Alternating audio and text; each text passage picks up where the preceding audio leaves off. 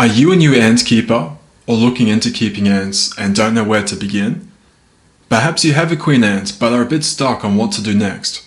Or maybe you're an ant keeping pro and want to help out new ant keepers. This video is perfect for you.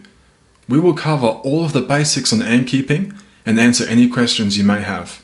Hey guys, welcome to another episode of The Ant Keeper, where I upload every week about all things ants related.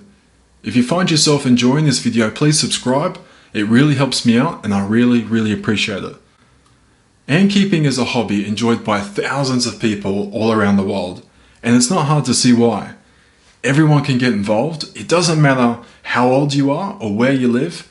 Keeping ants is cheap, it's easy, it barely takes up any space, and best of all, you can easily lose track of time marveling at the industrious ant. You may be thinking, well, how do I get started then? Well, it's easy. You can either find a queen ant or buy one. The key advantage to finding a queen ant is that it's free. I have literally found over 20 queen ants this month. If you want a step-by-step tutorial on how to find a queen ant or how to raise a queen ant, I'll leave some links in the description below and you can check them out after this video. If you can't find a queen ant or would simply prefer to buy one or two online, if you're from Australia, I can recommend Ants Everything, the Ant Keeping Depot, and Ants Shop Australia. I'm not affiliated with any of these companies, however, I have bought queen ants from all three of these suppliers and I can't recommend them enough. I'll leave their links in the description below. These websites don't just sell ants though, they sell pretty much anything you could ever need for your ants. If you're looking for supplies, food or equipment, these guys have it. A question I've seen asked a lot with beginners is, what is the best beginner ant? If you're looking at buying a queen ant, I recommend an ant that is local to your area. A queen ant is more likely to flourish and will be easier to keep when compared with a queen ant that is from an opposite environment. Plus, if you ever have to let that ant go and you can't keep her anymore, you won't risk harming the local ecosystem. If you're choosing to look for a queen ant, then you're naturally going to find a queen ant that is local to you. Either option is great. An example of a good beginner ant is the Iridomyrmex bignelli, or trail ant or pavement ant. They're great because they're easy to keep, they don't bite or sting, they grow super fast and are very active. I have caught over a dozen of these and they are amazing to watch. If you buy your queen ant, she'll likely come in a test tube setup. This is the home she'll live in and lay her eggs. However, if you find a queen ant, you'll need to make a test tube setup. But don't worry, it's easy. All you need is a test tube, a piece of cotton and some clean water. Pour water in the test tube until it's about 2/3 full. Next, push the cotton into the water. Lastly, push another piece of cotton to create a lid. Ensure the cotton isn't too tight though. The ants will need air to breathe, but don't make it too loose so the ants can't escape. Okay, so you have your queen ant and you have either carefully selected her online or you found her near your house or at a park. You have her in a test tube set up and you know where to buy supplies and equipment should you ever need them. Next, here are some tips on raising your queen ant. There is a little bit to know, but it's really easy. Ants need 3 basic things to survive: air, water, and food. Easy, right? In the test tube setup the queen is housed in, you are already giving her 2 of those 3 things, air and water. So what about the food then?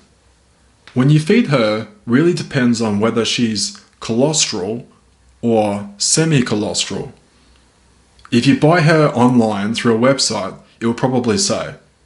But if you find her at a park or near your house, it's a bit trickier to find out. Let me explain. Claustral ants don't need to be fed until the first eggs hatch. When the eggs hatch, these new ants and the queen will now be required to feed. So when you start to see little worker ants next to the queen, that's when you know you've got to feed them. Semi-claustral ants are different though. They need to be fed straight from the get-go. I have a video that explains this in depth called How to Raise a Claustral and Semi-Claustral Queen Ant. I'll put this link in the description below. If you find a queen ant and don't know which one she is, take a picture of her and send it to me on Instagram, or ask a local Facebook ant keeping page. Either way, we are very happy to help you out. When feeding your ants, you have to feed them both protein and sugar. I use mealworms and protein jelly for the protein and honey for the sugar. Or you can use crickets or sugar mixed with water instead. A variable diet is best. I think that they would get a huge variety in the wild, so feeding them variety in captivity seems like a great idea to me. And don't be afraid to experiment with your colony. Find out what foods they like, whether they like fruit. Even ants of the same species will prefer different fruits from one colony to another. A great tip is trying to remember to maintain good hygiene when working with your ants. The ants are in a small space with moisture, waste products and heat. This is a dangerous recipe for mold. To help eliminate risk, remember to wash your hands and take away uneaten food out of the test tube setup. Being aware and practicing good hygiene will pay off. A mold outbreak can easily slow colony growth or even kill some of the colony if not corrected soon enough. I mentioned earlier when putting on the cotton lid on the test tube, make sure you don't put it on too loose, otherwise the queen ant can escape. The queen ant likely isn't particularly interested in leaving her test tube home when she gets comfortable. However, despite this, the queen and any workers that arrive shortly after are professional escape artists. They will squeeze through even the tiniest holes. Being aware of this at the beginning will save you any possible heartache if a worker ant goes missing. The biggest and hardest tip to follow is trying not to stress your ants out too much. The reason why we put the queen ant in the test tube setup is because it's similar to what the queen ant would make in the ground. Creating a home for her that fulfills her instincts makes her feel safe and secure. A happy, safe queen is a queen that lays eggs. In the wild, this would be a dark, quiet place, somewhere safe from predators. So it's best to keep her in a dark box away from vibrations. It's best not to check up on her every day, as this will stress her out way too much. If she gets too stressed, this will ultimately harm the colony. So check up on her at most once every couple of days.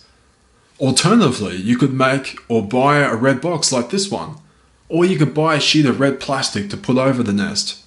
Keeping your ants in a red box like this is a great way of not stressing your ants out too much, while still being able to check up on them whenever you want. I love this setup, and you know what? It works really well for me. I struggle to not check up on these guys every day. I love watching them grow and develop into colonies. Lastly, be patient, my fellow ant keepers. Ants take time to grow and develop, and results don't happen overnight. If you're really excited and have a craving for watching ants, then that shows you have an amazing opportunity. You can binge on ant keeping videos on my YouTube channel, and others too, of course. There's so much to learn and so many different ants to own and raise with such a huge community of ant keepers just like you. These tips will help you to navigate your way through the founding stages of ant keeping, or help you onto the right path if you're ready and just starting out. If you've made it this far, please subscribe if you haven't already. It makes my day. I love seeing more people joining in on the ant keeping community. And I'd love to know from you. Do you have any extra tips or tricks that I didn't mention in this video? Write them in the description below to help out our new ant keepers. And if you're a new ant keeper and still have more questions, direct message me on Instagram and I'll walk you through any questions you might have. Thank you guys, and I'll see you on the next video. Until then, happy ant keeping.